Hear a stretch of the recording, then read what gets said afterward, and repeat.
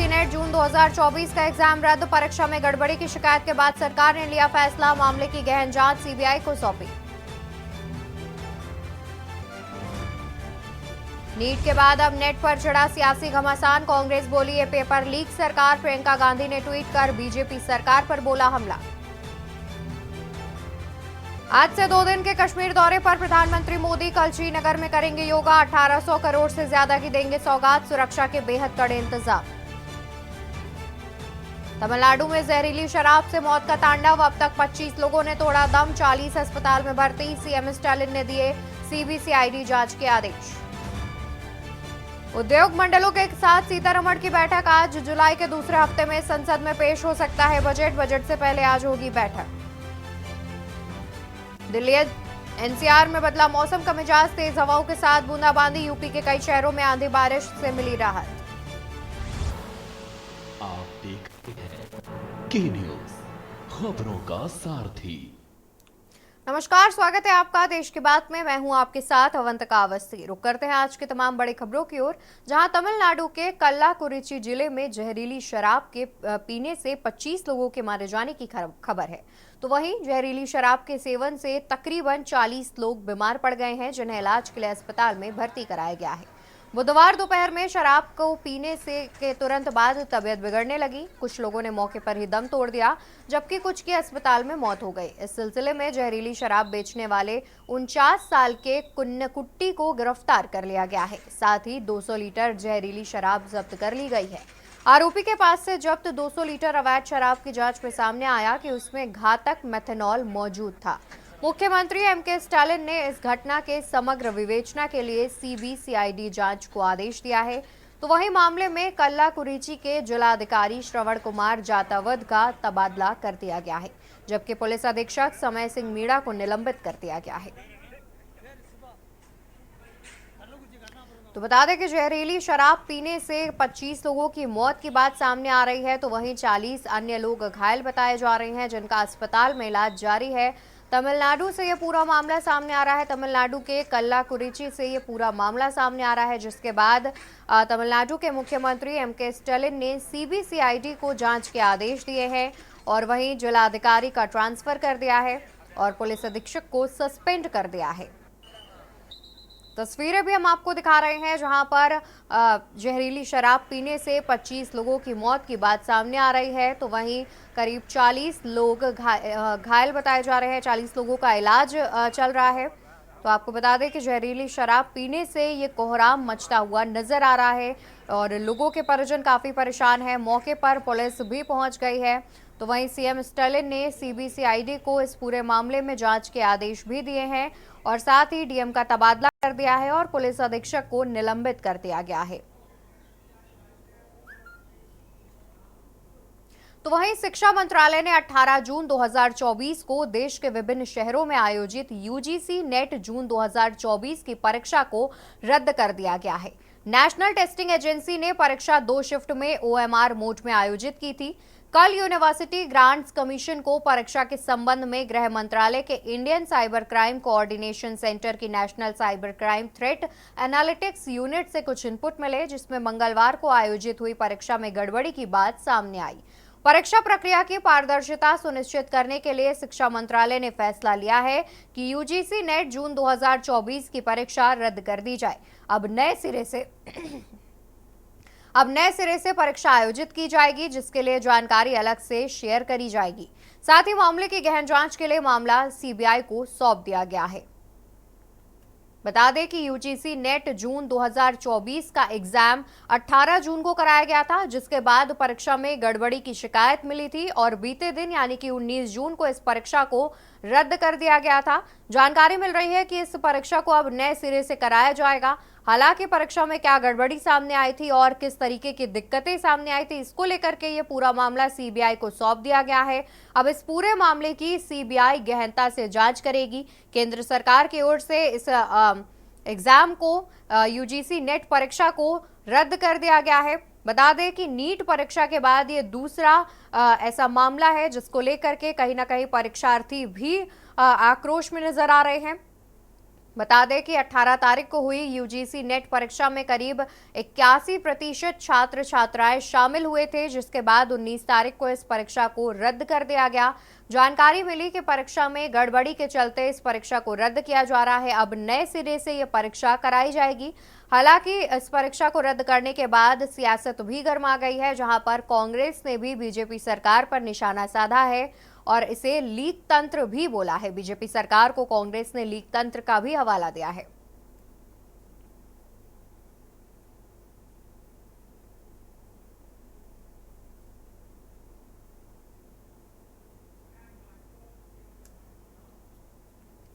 NEET परीक्षा में हुई धांधली के बीच अब यूजीसी नेट परीक्षा 2024 कैंसिल कर दी गई है। रद्द की गई यूजीसी नेट की परीक्षा बीते दिन यानी कि 18 जून को हुई थी। बताया जा रहा है कि यूजीसी को गृह मंत्रालय से पेपर आउट होने का इनपुट मिला और ऐसे में परीक्षा को रद्द कर दिया गया। परीक्षा रद्द होने से छात्रों में निराशा है। क्या कहना है छात्रों का, आपको सुनाते हैं। कैंसिल कर दिया गया है।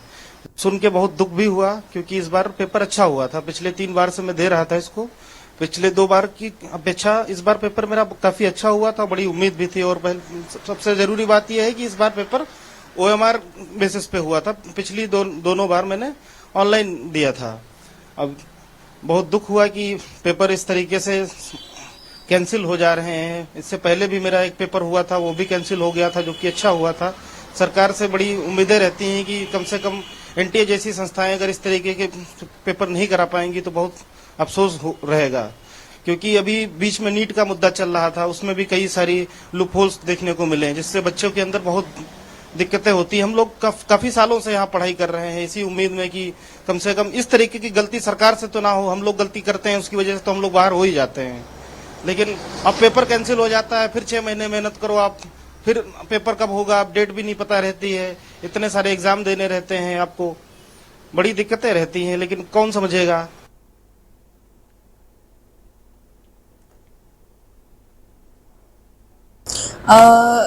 यूजीसी नेट का एग्जाम अभी 18 जून को कंडक्ट हुआ और इसकी प्रिपरेशन पास्ट फ्यू मंथ से मैं कर रही थी एनवायरमेंटल साइंस से। My self Rishika. यहाँ से मैं महाराष्ट्र से मतलब एग्ज़ाम इधर सेंटर मैंने दिया कोटा में। कोटा संभाग के टोटल 6600 समथिंग स्टूडेंट्स ने एग्ज़ाम कंडक्ट किया। ये गवर्नमेंट सिस्टम जो जिस वजह से एग्ज़ाम इतनी हाई सिक्योरिटी होने के बाद भी फर्स्ट टाइम पेपर यूजीसी का पेन एंड पेपर मोड में हुआ था। प्रीवियसली दिसंबर में भी मैंने एग्ज़ाम दिया और उस टाइम सीबीटी मोड में हुआ था पेपर। ये बिल्कुल जो स्टूडेंट्स का टाइम ऑफ वेस्ट भी है, साथ में एनर्जी वेस्टेज भी है, क्योंकि स्टूडेंट सिर्फ एक ही एग्जाम पे फोकस नहीं करते हैं, उनके पास बहुत प्रीशियस टाइम है। टाइम और मनी वेस्टिंग भी है, मेनली ब्रीच ऑफ ट्रस्ट भी है साथ में। क्योंकि हम ओनली गवर्नमेंट के सिस्टम पे ही पूरा ट्रस्ट करके फर्दर होप के साथ एग्जाम दे के आते हैं। और यहाँ पर नीट का एग्जाम भी अभी कैंसिल हुआ और साथ में अब यूजीसी नेट का भी। क्या ये इस मैटर को डाइवर्ट करने के लिए है क्या? तो वहीं देश के विभिन्न शहरों में 18 जून 2024 को आयोजित यूजीसी नेट परीक्षा रद्द होने के बाद सियासत गर्मा गई है। कांग्रेस ने कहा कि मोदी सरकार युवाओं के भविष्य के साथ खिलवाड़ कर रही है, तो वहीं परीक्षा में गड़बड़ी और रद्द होने पर कांग्रेस ने सरकार के खिलाफ मोर्चा खोल दिया है। कांग्रेस ने केंद्र सरकार पर निशाना साधते हुए कहा कि मोदी सरकार युवाओं के भविष्य के साथ खिलवाड़ कर रही है। मोदी सरकार पेपर लीक सरकार बन गई है। लोकतंत्र के द्वारा चुनी जाती है या लीक तंत्र के द्वारा? इतने पेपर लीक हो रहे हैं, पुलिस की भर्ती, आरओ का पेपर, उसके बाद नीट का पेपर, नीट के पेपर में धांधलियां, और अब यूजीसी नेट का पेपर। अब सरकार कह रही है कि साहब ऐसा लीक हो सकता होगा, सीबीआई को जांच सौंप दी।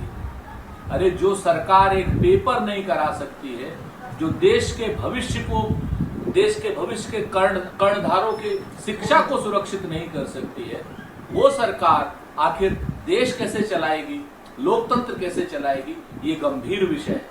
भारतीय जनता पार्टी के नेताओं को चाहिए, भारतीय जनता पार्टी के केंद्रीय मंत्री को चाहिए और भारतीय जनता पार्टी के बड़े ओहदेदारों को चाहिए कि तुरंत नैतिक रिस्पॉन्सिबिलिटी लेते हुए इस्तीफा दें, क्योंकि कहीं ना कहीं नकल माफिया हो, कोचिंग माफिया हो या अन्य माफिया हो, उनको संरक्षण सत्ता का प्राप्त हो रहा है या भारतीय जनता पार्टी का प्राप्त हो रहा है, ये भारतीय जनता पार्टी को बताना चाहिए।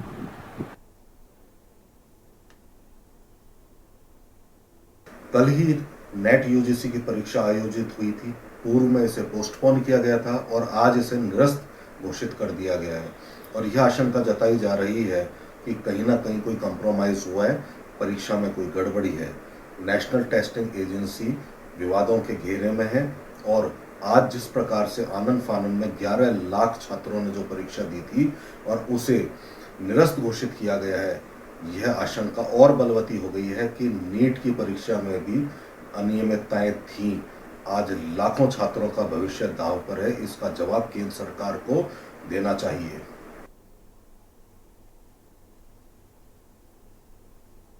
नेट का एग्जाम आपने देखा कि इस बार नेट के जरिए पीएचडी में एडमिशन का एग्जाम हुआ था, लेकिन आज ही उसको कैंसिल कर दिया गया एनटीए के द्वारा, मिनिस्ट्री ऑफ एजुकेशन के द्वारा। और हम जानते हैं कि इसके पीछे जो मुख्य दोषी है वो एनटीए है। हम नीट से लेकर नेट तक देख लिए कि हर जगह असक्षम है एनटीए एग्जाम करवाने के लिए और मिनिस्ट्री ऑफ एजुकेशन इस पर कोई ध्यान नहीं दे रही है। हमारी मांग है कि एनटीए को तुरंत निरस्त किया जाए, उसे किसी भी तरह का एग्जाम नहीं लेने दिया जाए। और हम सरकार से मांग करते हैं कि एनटीए पर कार्रवाई हो, कड़ी से कड़ी कार्रवाई हो और जितने छात्रों के सपनों को मार दिया जा रहा है, जितने छात्रों के सपनों को कुचल दिया जा रहा है, उसके खिलाफ आपको कार्रवाई करना पड़ेगा।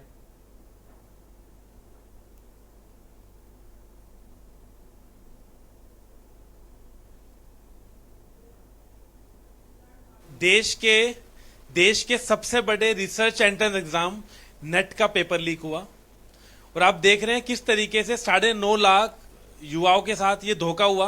बार बार मैंने बात करी है कि एनटीए को बैन करो। ऐसा क्या लालच एचआरडी मिनिस्टर को, शिक्षा मंत्रालय को सता रहा है कि वो एनटीए पर कार्रवाई करने से घबरा रहे हैं। मेरी दोबारा ये इमीडिएट मांग है धर्मेंद्र प्रधान जी से, अपनी आंखें खोलो और अगर आप इस पेपर को बेचने के धंधे में शामिल नहीं हैं तो एनटीए को तुरंत बैन करें। तो वहीं नीट के बाद अब नेट परीक्षा पर रार। परीक्षा रद्द होने पर छेड़ा सियासी घमासान। प्रियंका गांधी ने ट्वीट कर जमकर साधा निशाना। बीजेपी सरकार का लीक तंत्र युवाओं के लिए घातक।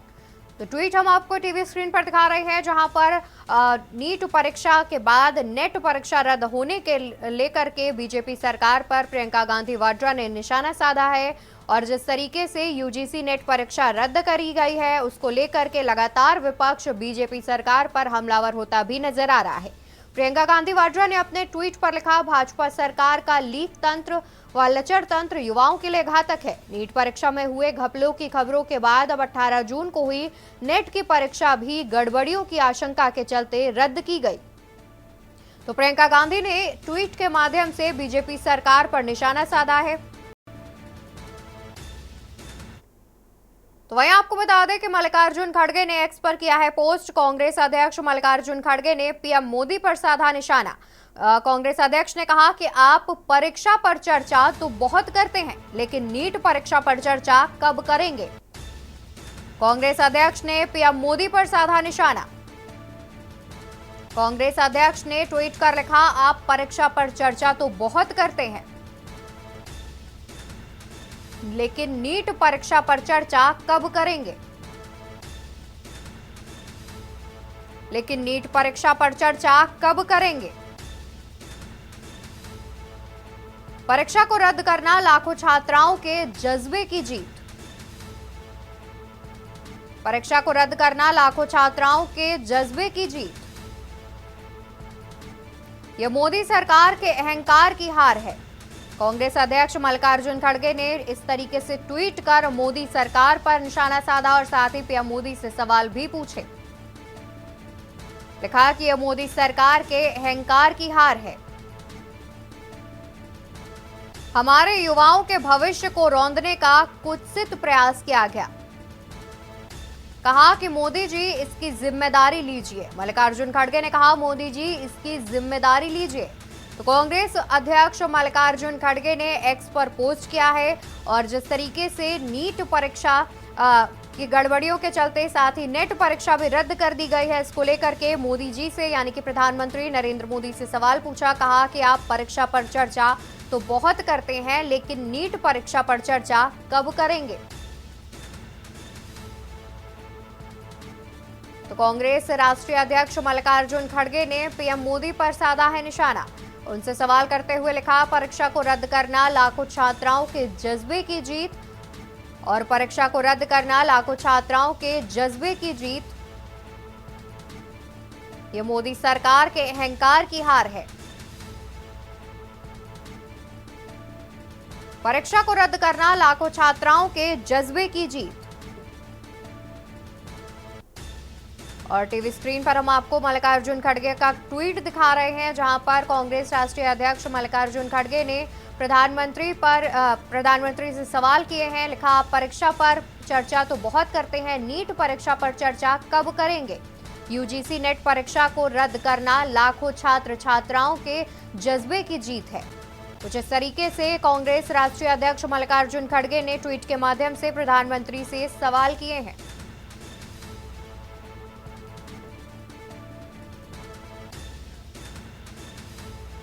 और इसी पर चर्चा करने के लिए हमारे साथ विशेष संवाददाता अखिलेश सिंह जी जुड़े हुए हैं। अखिलेश जी, देखा जाए तो अभी नीट परीक्षा का जो मुद्दा है वो नहीं थमा था, छात्र छात्राओं में उसका आक्रोश नहीं थमा था। उसके बाद नेट परीक्षा भी रद्द कर दी गई है, और इसमें सबसे बड़ा सवाल तो एनटीए यानी कि नेशनल टेस्टिंग एजेंसी पर खड़ा होता है। बिल्कुल, आपको बता दें कि जिस प्रकार चाहे देश की कोई परीक्षा हो या फिर प्रदेश स्तर की कोई भी परीक्षा हो, अधिकांश परीक्षाओं के पेपर लीक हो रहे हैं और इसके बाद परीक्षा रद्द हो जा रही है। यानी छात्रों के भविष्य से बिल्कुल खिलवाड़ होता नजर आ रहा है। अभी तक नीट परीक्षा में धांधली और पेपर लीक आउट और परीक्षा रद्द करने की मांग सुप्रीम कोर्ट तक चल रही है लगातार। उसके बाद भी सड़कों पर भी प्रदर्शन जारी है। लेकिन इसी बीच में 18 जून को होने वाली यूजीसी परीक्षा भी एक बार उसका भी पेपर लीक हो गया। 18 जून को हुई परीक्षा का पेपर लीक होने के बाद सरकार ने फैसला किया और एनटीए यानी नेशनल टेस्टिंग एजेंसी ने ऐलान कर दिया कि परीक्षा रद्द करते हैं। फिलहाल सवाल ये बड़ा ये है कि आखिरकार एक के बाद एक परीक्षाओं के पेपर कैसे लीक हो रहे हैं, आखिर इससे छात्रों के भविष्य के साथ खिलवाड़ कैसे किया जा रहा है, इसके साथ कौन उनके साथ खेलने का काम कर रहा है, आखिरकार सरकार इन पर लगाम लगाने में कामयाब क्यों नहीं हो रही। इन्हीं तमाम मुद्दों को लेकर विपक्ष भी एक के बाद एक ताबड़तोड़ मोदी सरकार पर हमले कर रही, चाहे वो प्रदेश की सरकारें हो जहां पेपर लीक हो रहे हो वहां पर भी जोरदार हमला जारी है।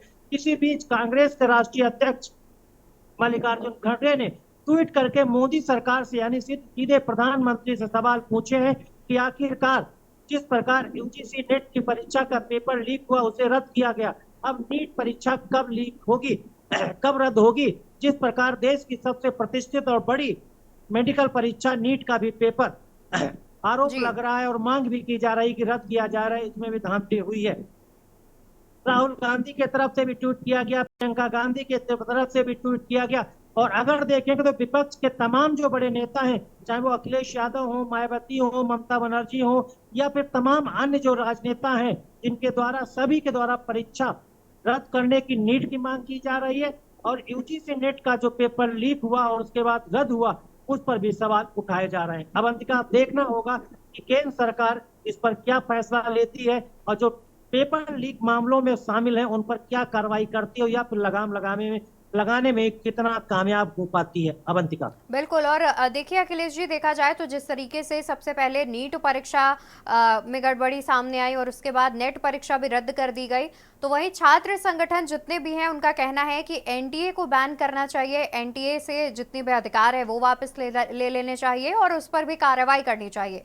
तो इसको लेकर के क्या लगता है कि एनटीए पर कोई कार्रवाई की जाएगी? देखिए, आपको बताता हूं कि कांग्रेस का छात्र संगठन है एनएसयूआई के जो राष्ट्रीय अध्यक्ष है वरुण चौधरी, उन्होंने बाकायदा प्रेस कॉन्फ्रेंस की और प्रेस कॉन्फ्रेंस करने के बाद उन्होंने कहा कि जो यूजीसी मेडिकल नीट की परीक्षा का पेपर लीक हुआ है और उसको रद्द किया जाए और परीक्षा दोबारा की जाए। इसी बीच यूजीसी नेट का पेपर भी लीक हो जाता है तो अब और रद्द भी परीक्षा की जाती है, तो लगातार ये मांग है और ये उम्मीद जताई जा रही है कि एनएसयूआई ने जिस तरह से ऐलान किया है कि वो संसद का घेराव करेंगे और कांग्रेस का ये छात्र संगठन एनएसयूआई और उसके राष्ट्रीय अध्यक्ष वरुण चौधरी के ऐलान के बाद संसद भवन की तरफ सुरक्षा व्यवस्था इनकी तैयारियां तेज कर दी गई है कि छात्र संगठन कांग्रेस के जब भी धरना प्रदर्शन करते हैं तो संसद के इलाके में जाम होता है, ट्रैफिक होती है, भीड़भाड़ होती है। भारी संख्या में कांग्रेस के जो छात्र संगठन से जुड़े कार्यकर्ता उसमें शामिल होते हैं। अब खासकर दिल्ली विश्वविद्यालय से छात्र संगठन और उसके बाद एनएसयूआई के राष्ट्रीय अध्यक्ष वरुण चौधरी की अगुवाई में जो आंदोलन परीक्षा नीट का रद्द करने के लेकर होने जा रहा है, इससे लगता है कि देश में छात्रों के अंदर एक बार फिर उबाल होगा और गुस्सा होगा और सड़कों पर छात्र आपको नजर आएंगे। बिल्कुल, और देखा जाए तो जिस तरीके से दूसरा जो बड़ा पेपर एक तरीके से नेट परीक्षा में गड़बड़ी आई है, इसकी हालांकि जांच तो सीबीआई को सौंप दी गई है, लेकिन यहाँ पर यह भी देखा जाए कि लाखों ऐसे युवा हैं, परीक्षार्थी हैं जिनके भविष्य के साथ खिलवाड़ हो रहा है।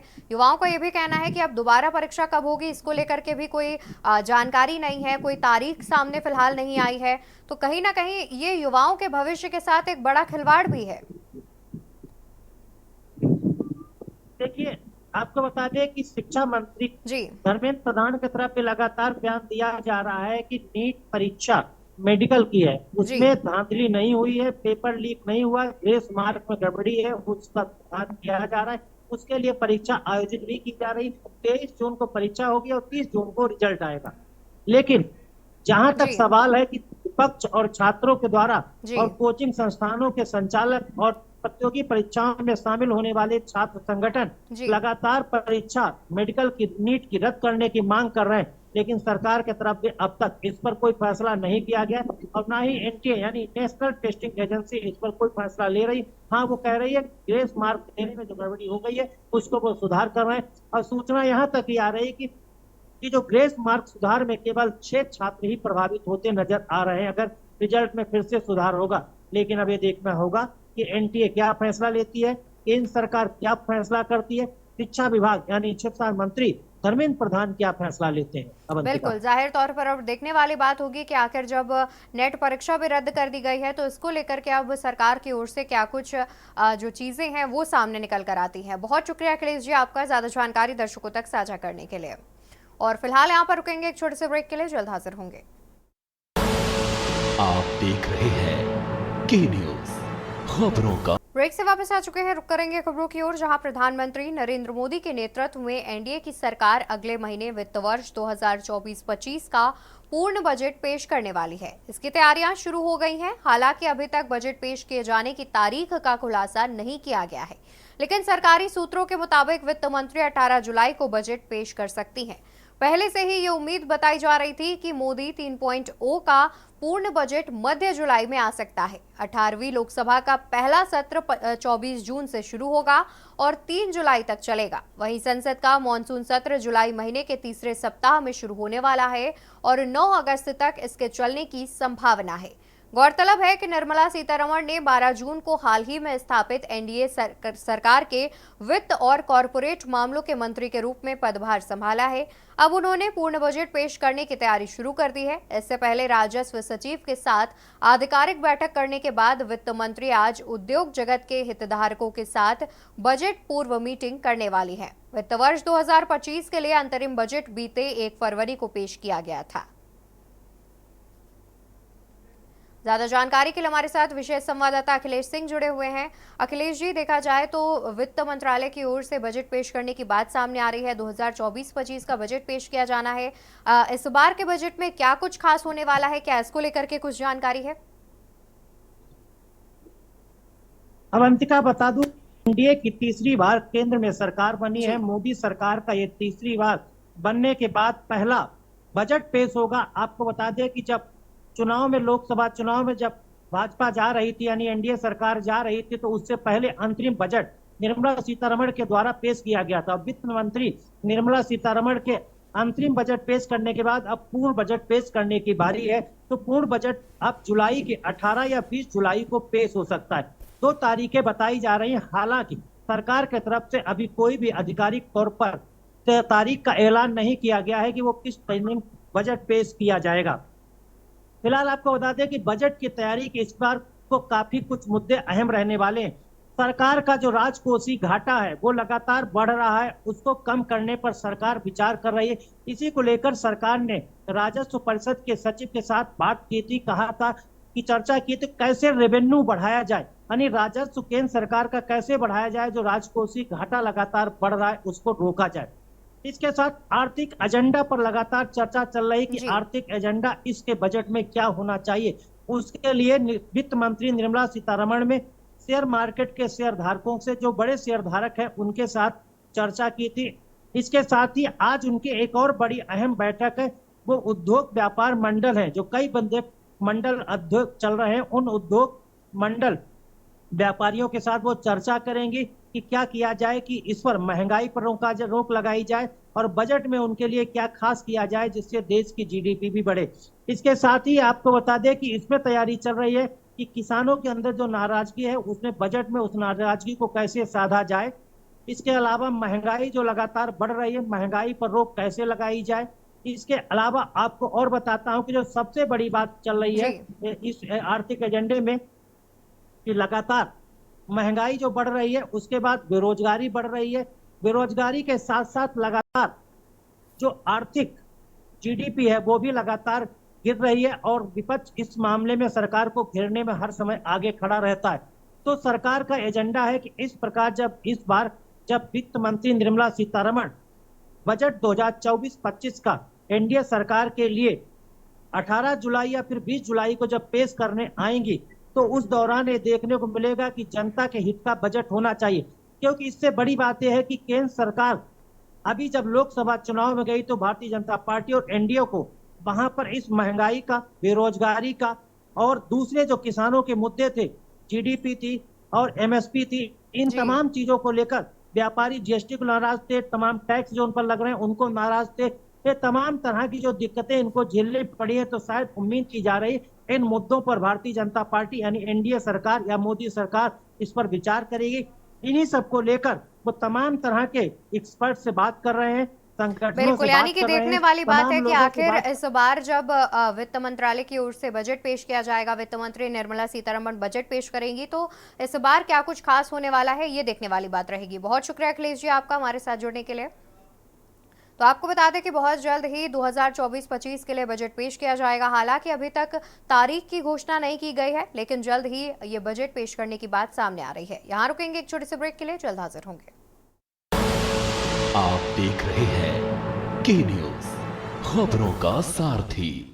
ब्रेक से वापस आ चुके हैं, रुक करते हैं खबरों की ओर, जहां तीसरी बार भारत के प्रधानमंत्री पद की जिम्मेदारी संभालने के बाद पीएम मोदी आज यानी कि गुरुवार को पहली बार जम्मू कश्मीर का दौरा करेंगे। पीएम मोदी 2 दिन के दौरे पर जम्मू कश्मीर पहुंचेंगे, जहां वो कल यानी कि 21 जून को योग दिवस के अवसर पर समारोह में शामिल होंगे।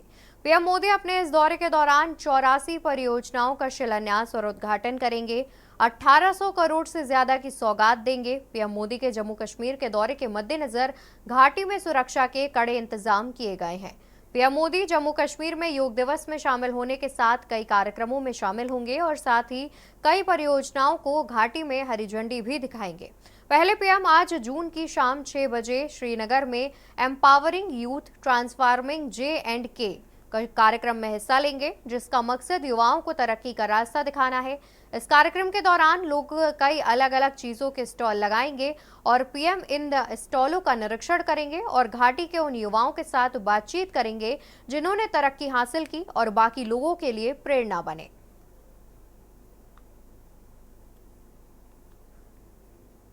ज्यादा जानकारी के लिए हमारे साथ विशेष संवाददाता अखिलेश सिंह जुड़े हुए हैं। अखिलेश जी, देखा जाए तो प्रधानमंत्री 2 दिन के लिए जम्मू कश्मीर दौरे पर हैं, जहां पर वो कल योग दिवस भी मनाते हुए नजर आएंगे। लेकिन देखा जाए तो फिलहाल जम्मू कश्मीर की अगर हम सुरक्षा की बात करें तो बीते दिन आतंकी हमले भी बढ़े हैं, तो प्रधानमंत्री की सुरक्षा को लेकर क्या कुछ इंतजाम किए गए हैं? अवंतिका, आपको बताते हैं कि प्रधानमंत्री आज 2 दिवसीय दौरे पर जम्मू कश्मीर जा रहे हैं। शाम 6 बजे के आसपास वो जब जम्मू कश्मीर पहुंचेंगे तो उसके लिए सुरक्षा व्यवस्था कड़ी और चाक चौबंद कर दी गई है। रेड जोन घोषित कर दिया गया है कि जिस तरह से पिछले कुछ दिनों से लगातार आतंकी घटनाएं सामने आ रही, आतंकी हमले हो रहे हैं, इनको लेकर पूरे इलाके को, जम्मू कश्मीर को रेड जोन घोषित किया गया है। यहाँ पर कोई आपको ड्रोन उड़ता नजर नहीं आएगा। सुरक्षा व्यवस्था टाइट कर रखी गई है। किसी तरह के हवाई जोन, उस तरह के प्रतिबंधित विमानों को उड़ान प्रतिबंधित रहेगा। इसके साथ ही रेड जोन में किसी तरह के आवागमन की उस प्रतिबंध लगा दिए गए हैं जिनको संदिग्ध माना जाता है, तमाम तरह के किए गए हैं। और इसके साथ ही साथ कि अंतर्राष्ट्रीय योग दिवस 21 जून को है। अंतर्राष्ट्रीय योग दिवस के अवसर पर प्रधानमंत्री मोदी डल झील के किनारे करीब 6,000 लोगों के साथ योग करते नजर आएंगे। इसके अलावा सबसे बड़ी बात है कि इस दौरे को प्रधानमंत्री का जो तीसरी बार प्रधानमंत्री बनने के बाद जम्मू कश्मीर का पहला दौरा है, इसे 2 चुनावों के बीच एक कनेक्शन भी देखा जा सकता है। अगर इसे राजनीतिक तौर पर देखा जाए तो इसे बेहद अहम दौरा इसलिए भी कह सकते हैं कि करीब 1500 करोड़ के प्रोजेक्ट को, 84 प्रोजेक्ट का जो उद्घाटन प्रधानमंत्री आज कर रहे हैं, तो 1500 करोड़ के प्रोजेक्ट, 84 प्रोजेक्ट हैं। इनमें यूथ के लिए भी है, सड़क की भी है, एजुकेशन भी है, 6 डिग्री कॉलेज का उद्घाटन भी करेंगे। इसके अलावा जल पूर्ति के लिए भी व्यवस्था होगी, सड़क बनेंगी, तमाम चीजें हैं, 6 गवर्नमेंट डिग्री कॉलेज बनेंगे।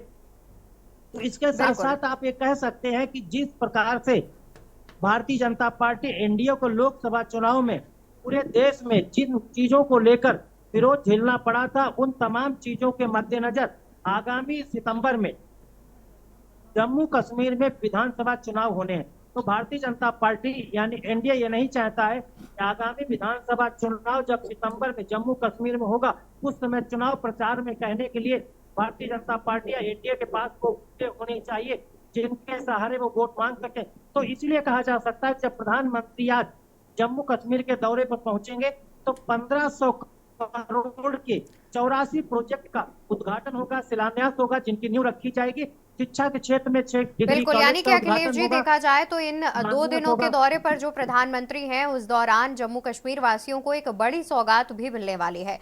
बहुत शुक्रिया आपका ज्यादा जानकारी हम तक पहुंचाने के लिए।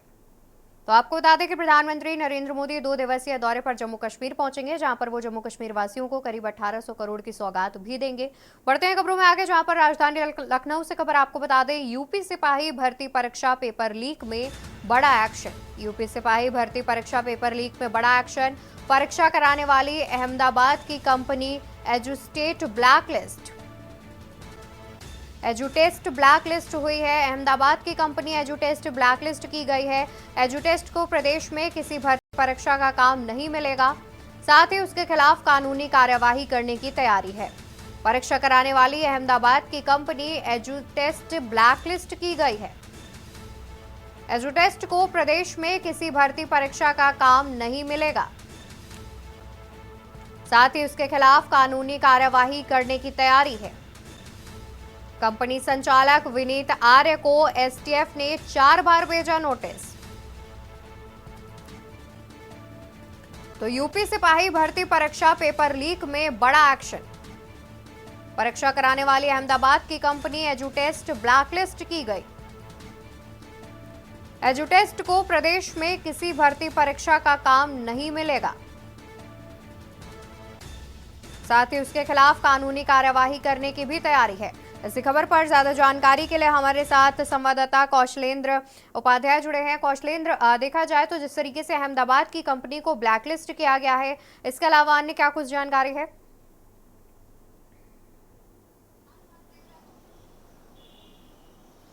देखिए, आपको बताएं कि करीब 60,000 से ज़्यादा पदों पर यूपी भर्ती पुलिस की परीक्षा हुई थी। फरवरी में 18 और 19 फरवरी को 4 पालियों में एग्जाम हुआ, तो 2 दिन एग्जाम चला था।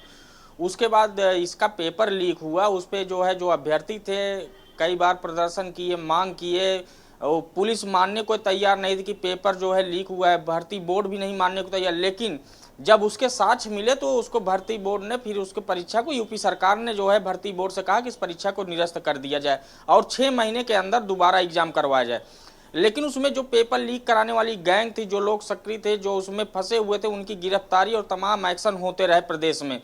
अब जो एजुटेस्ट कंपनी है, अहमदाबाद बेस्ड कंपनी है, ये एग्जाम करवाई थी, इसके संचालक को 4 बार एसटीएफ ने नोटिस दिया कि आके अपना बयान दर्ज करवाए, लेकिन वो पहुंचे नहीं। जो आके यहाँ पे एसटीएफ की नोटिस पे जबकि जवाब देना चाहिएगा कि आखिर में पेपर लीक हुआ, इतनी बड़ी परीक्षा हो रही है, 50 लाख अभ्यर्थी इस परीक्षा में शामिल हुए थे, उनके पूरे कैरियर का सवाल था, लेकिन इसके संचालक वो आए, अपना बयान नहीं दर्ज करवाए। उसके बाद जो है अब यूपी सरकार की तरफ से कहा गया कि इस कंपनी को ब्लैक लिस्ट कर दिया जाए और यूपी में किसी भी भर्ती परीक्षा और कोई भी काम जो है इस कंपनी को नहीं मिलेगा।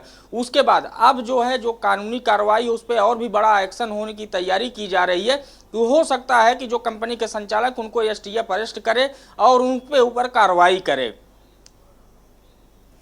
बिल्कुल, यानी कि देखा जाए तो जिस तरीके से अहमदाबाद की इस कंपनी को ब्लैकलिस्ट किया गया है और साथ ही कार्रवाई करने की बात भी सामने आ रही है। बहुत शुक्रिया कौशलेंद्र आपका ज़्यादा जानकारी हम तक पहुंचाने के लिए। तो आपको बता दें कि यूपी सिपाही भर्ती परीक्षा पेपर लीक मामले में अहमदाबाद की कंपनी एजुटेस्ट को ब्लैकलिस्ट कर दिया गया है। तो वही खबर आपको प्रयागराज से बताते हैं, जहां पर रामनगर सामुदायिक केंद्र बदहाल। भीषण गर्मी में लाइट न होने से मरीज परेशान। भीषण गर्मी में लाइट न होने से मरीज परेशान। सरकारी हॉस्पिटलों में नहीं है जनरेटर की व्यवस्था। अधीक्षक रामनगर ने मामले पर साधी चुप्पी। खबर प्रयागराज से, जहां पर रामनगर सामुदायिक केंद्र बदहाल। भीषण गर्मी में लाइट न होने से मरीज परेशान। सरकारी हॉस्पिटलों में नहीं है जनरेटर की व्यवस्था। अधीक्षक रामनगर ने मामले पर साधी चुप्पी। इसी खबर पर ज्यादा जानकारी के लिए हमारे साथ प्रयागराज से संवाददाता राहुल मिश्रा जुड़े हुए हैं। राहुल, रामनगर सामुदायिक केंद्र की व्यवस्था पर सवाल उठ रहे हैं, क्या अभी तक इस पर किसी भी आला अधिकारी ने संज्ञान लिया है? जी, आपसे बता दें, प्रयागराज के रामनगर, मेजा के रामनगर सामुदायिक केंद्र में बद से बदतर स्थिति है। नाजुक बच्चा जो कि 4 साल के 5 साल के बच्चे को ले जाके भर्ती किए हैं, पंखी के सहारे दिखाई दे रहा। एक इमरजेंसी रूम में सिर्फ एक पंखे के सहारे चल रहा है इमरजेंसी रूम, और उसके बाद न जनरेटर है, कनेक्शन नहीं। अब न तो वहाँ पे जो सोलर पावर, सोलर ऊर्जा का व्यवस्था है, मतलब ना के बराबर कुछ व्यवस्था है वहाँ पर। जहाँ पे सरकार इतने वादे करती है, वो कहती भी है, और कहीं न कहीं व्यवस्था है, लेकिन जो जिम्मेदार हैं वो व्यवस्था पूर्ण करने में असमर्थ दिखाई दे रहे हैं। क्योंकि ओम प्रकाश गुप्ता जो अधीक्षक है, उनसे पूछा गया तो उन्होंने एक सवाल का जवाब दिया कि हम कोशिश कर रहे हैं, करवा रहे हैं। लेकिन ये सवाल पूछती है के न्यूज कि ये कब बनेगा, जब भीषण गर्मी के कारण। आपसे बता दें कि कल की स्थिति इतनी थी कि 160 जो मृतक थे वो पोस्टमार्टम हाउस में थे। मतलब एक दिन के अंदर 160 अगर पोस्टमार्टम होता है तो कहीं न कहीं गर्मी की जो कहर है वो तेजी से है। लेकिन अधिकारियों को क्या फर्क पड़ता है? अधिकारी तो एसी में है, एसी में सो रहे हैं, एसी में खा रहे हैं, एसी में बैठ रहे हैं। बिल्कुल, यानी कि देखा जाए तो अभी तक इस मामले पर किसी भी अधिकारी ने संज्ञान नहीं लिया है और उनकी तरफ से कोई आधिकारिक बयान भी नहीं आया है। बहुत शुक्रिया राहुल आपका ज्यादा जानकारी हम तक पहुंचाने के लिए। तो प्रयागराज से खबर सामने आ रही है, जहां पर रामनगर सामुदायिक केंद्र की व्यवस्था बदहाल नजर आ रही है। तस्वीरों में भी आप देख सकते हैं कि किस तरीके से बिना लाइट के मरीज इमरजेंसी वार्ड में परेशान होते नजर आ रहे हैं। बात करते हैं मेरठ की, जहां पर देर रात थाना सदर बाजार परिसर में आग। थाना में मौजूद पुलिसकर्मियों ने भागकर बचाई अपनी जान। थाने में मौजूद पुलिसकर्मियों ने भागकर बचाई जान। कमरे में लगे एसी फटने से आग लगने की आशंका। थाने में खड़े कई वाहन भी आग की चपेट में आए। कमरे में लगे एसी के फटने से आग लगने की आशंका। थाने में खड़े कई वाहन भी आग की चपेट में आए। थाना परिसर में आग लगने से मची अफरा तफरी। दमकल विभाग की कई गाड़ियों ने आग पर पाया काबू। मेरठ से खबर आपको बता दें, जहां पर देर रात थाना सदर बाजार परिसर में लगी आग। थाने में मौजूद पुलिसकर्मियों ने भागकर बचाई अपनी जान। कमरे में लगे एसी के फटने से आग लगने की जताई जा रही आशंका। थाने में खड़े कई वाहन भी आग की चपेट में आए। तो मेरठ से खबर आपको बता रहे हैं।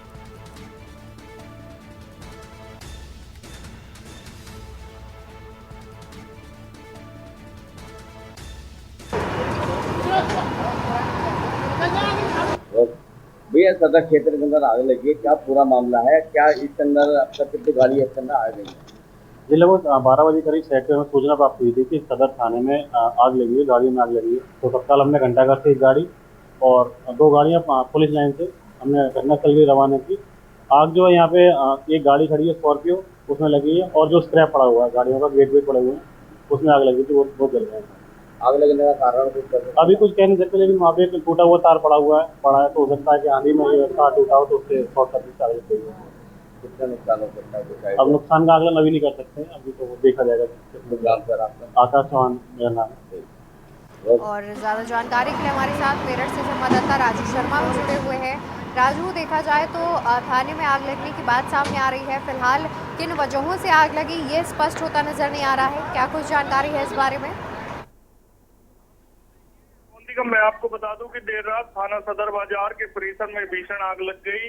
आग लगते ही जो थाने में मौजूद पुलिसकर्मी थे उन्हें भागकर अपनी जान बचानी पड़ी। वहीं सूचना जब फायर ब्रिगेड टीम को दी गई तो मौके पर पहुंची और उसके बाद कड़ी मशक्कत के बाद आग पर काबू पाया गया। वहीं बताया गया है कि कमरे में लगे एसी फटने की वजह से ये भीषण आग लगी है, जिसके बाद ये पूरा हादसा हुआ। वहीं थाने में खड़े आधा दर्जन से अधिक जो वाहन थे वो भी आग की चपेट में आ गए और जलकर राख हो गए हैं। फिलहाल जो है फायर विभाग की टीम ने आग पर काबू पा लिया था और थाना परिसर में जो है अब सफाई अभियान चल रहा है। जी बिल्कुल, बहुत शुक्रिया राजू आपका ज्यादा जानकारी हम तक पहुंचाने के लिए। तो आपको बता दें कि मेरठ से खबर सामने आ रही थी, जहां पर देर रात थाने में आग लग गई। फिलहाल किसी भी जनहानि की कोई सूचना सामने नहीं आ रही है। बढ़ते हैं खबरों में, बात करते हैं अमरोहा की, जहां पर सीएम योगी की पुलिस हर काम में दमदार। गर्मी में अलग अंदाज में नजर आ रही योगी पुलिस। सीएम योगी की पुलिस हर काम में दमदार, खबर अमरोहा से सामने आ रही है, जहां पर गर्मी में अलग अंदाज में नजर आ रही योगी पुलिस। गौ सेवा करने सड़कों पर उतरी अमरोहा की पुलिस। पुलिस ने गौशाला में 100 बोरे चोकर 1 क्विंटल गुड़ दिया। गौ सेवा करने सड़कों पर उतरी अमरोहा पुलिस। पुलिस ने गौशाला में 100 बोरे चोकर और 1 क्विंटल गुड़ दिया। भीषण गर्मी में अमरोहा पुलिस प्रतिदिन पिला रही शरबत। गजरौला थाना प्रभारी ने गायों को चोकर और गुड़ खिलाया।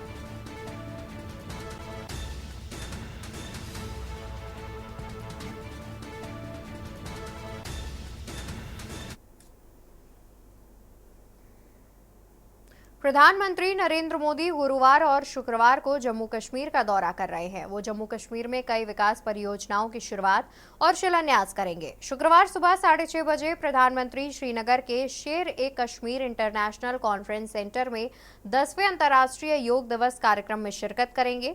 इस अवसर पर उपस्थित लोगों को संबोधित करेंगे और योग सत्र में भाग लेंगे। अंतर्राष्ट्रीय योग दिवस के लिए श्रीनगर में योग का रिहर्सल किया जा रहा है।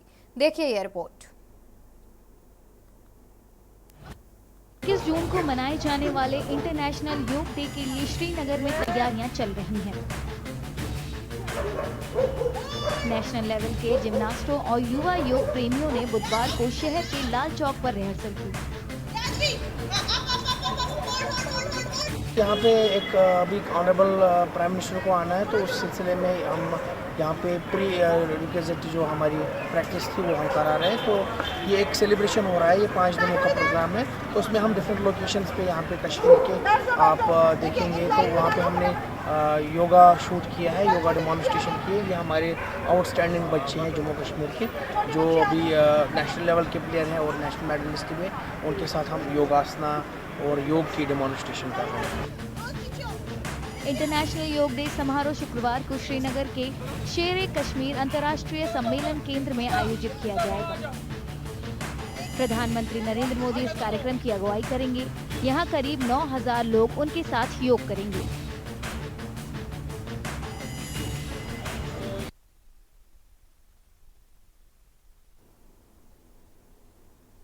उत्तर भारत में भीषण गर्मी का प्रकोप जारी है। गर्मी से हर कोई त्राहिमाम कर रहा है।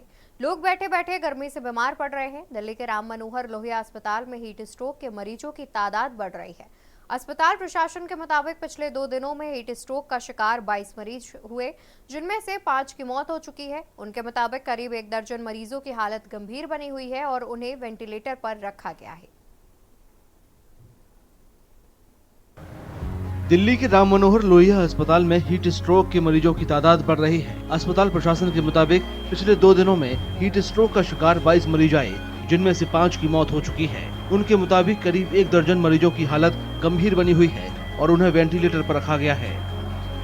जब ड्यूटी पर था अभी चक्कर आ गया, बेहोश हो गया, तो दूसरा कोई लिया के हमको भर्ती किया। क्या कारण था, आपको चक्कर कैसे आ गया? और गर्मी से। आरएमएल अस्पताल में हीट स्ट्रोक के मरीजों की बेहतर देखभाल के लिए नए कूलिंग उपकरण मौजूद हैं। बेसिकली जो ये यूनिट है ये इमर्शन कूलिंग टेक्नोलॉजी पे बेस्ड है। वो लेटेस्ट टेक्नोलॉजी है वर्ल्ड वाइड। तो उसमें इमर्शन कूलिंग टब्स हैं, उसमें आइस मेकर मशीन है जिसकी कैपेसिटी 250 किलो प्रति दिन की है। हमारे पास आइस स्टोरेज कैपेसिटी के कंटेनर्स हैं, मल्टी पैरा मॉनिटर्स हैं, आईसीयू बेड्स हैं। इस टेक्नोलॉजी में बर्फ के ठंडे पानी से भरे इन्फ्लेटेबल टब का इस्तेमाल किया जाता है। हीट स्ट्रोक के शिकार मरीजों के शरीर का तापमान 105 डिग्री फ़ारेनहाइट से ज्यादा होता है। ऐसे में सिर को छोड़कर उनके पूरे शरीर को पानी में डुबोया जाता है ताकि तापमान कम होकर 102 डिग्री तक पहुंच जाए। इसके बाद उन्हें बिस्तर पर ले जाया जाता है। जैसे ही पेशेंट आता है उसके पहले ही हम अपने हीट स्ट्रोक यूनिट को एक्टिवेट करते हैं। वो इन द मीन टाइम ये टब भर के बर्फ वगैरह डाल के पेशेंट की वेट करते हैं और जैसे ही पेशेंट आता है उसमें उसको कोल्ड इमर्शन करते हैं। कोल्ड इमर्शन टेक्निक बोलते हैं इसको। तो पानी में पेशेंट को आधे से पौने घंटा रखते हैं और उसके बाद उसका टेम्परेचर धीरे धीरे जो हमारा टारगेटेड टेम्परेचर है 102 डिग्री फ़ारेनहाइट, जब पेशेंट का टेम्परेचर वहां तक पहुंच जाता है तो हम उसको टब से बाहर निकाल देते हैं। अस्पताल की कुछ एम्बुलेंस में बर्फ के ठंडे पानी से भरे मोबाइल इन्फ्लेटेबल पूल लगे हुए हैं ताकि हीट स्ट्रोक के मरीजों को उनके घरों और फिर आगे के इलाज के लिए अस्पताल ले जाते वक्त तुरंत राहत मिल सके।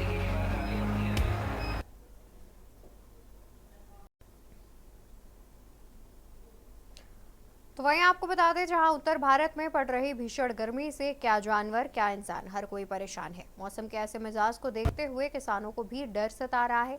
पेड़ पौधे सूख रहे हैं तो फसलों के बर्बाद होने की भी चिंता किसानों को सताने लगी है। मॉनसून का मौसम आमतौर पर 15 जून से शुरू होता है, लेकिन बारिश में देरी से किसानों के दिल बैठ रहे हैं।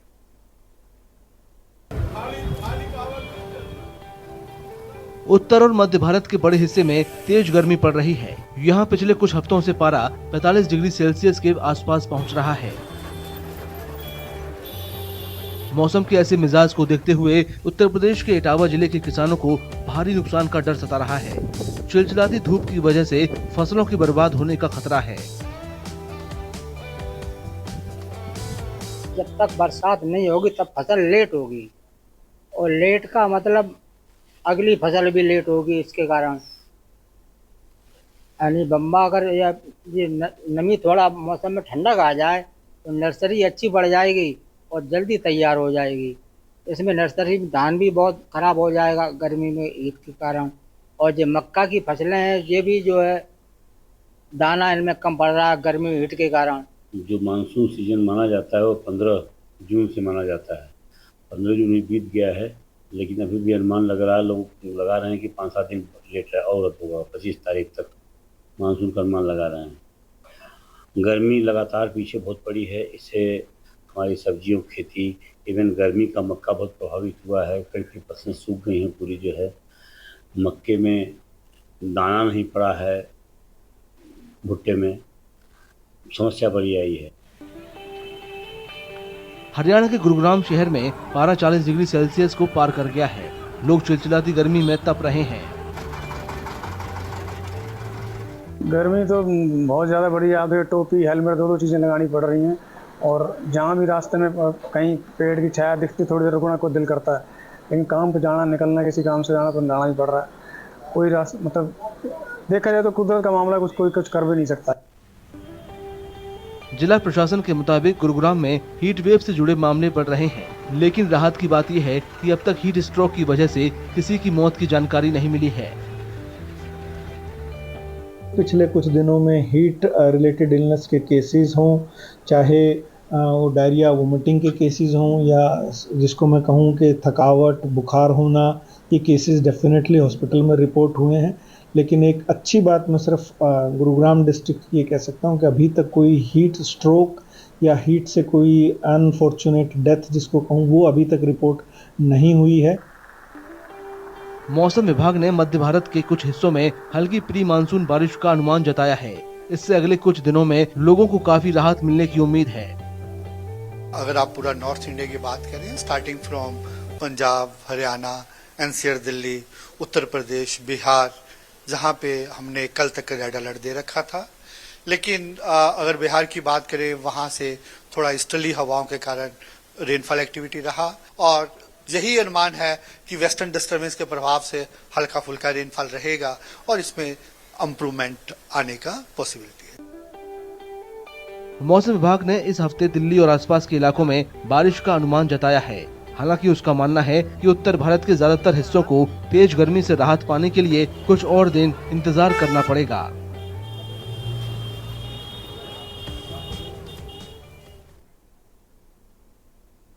देश के बाद में मेरे साथ फिलहाल के लिए बस इतना ही। आप देखते रहिए के न्यूज़ इंडिया। नमस्कार। आप देख रहे हैं के न्यूज़, खबरों का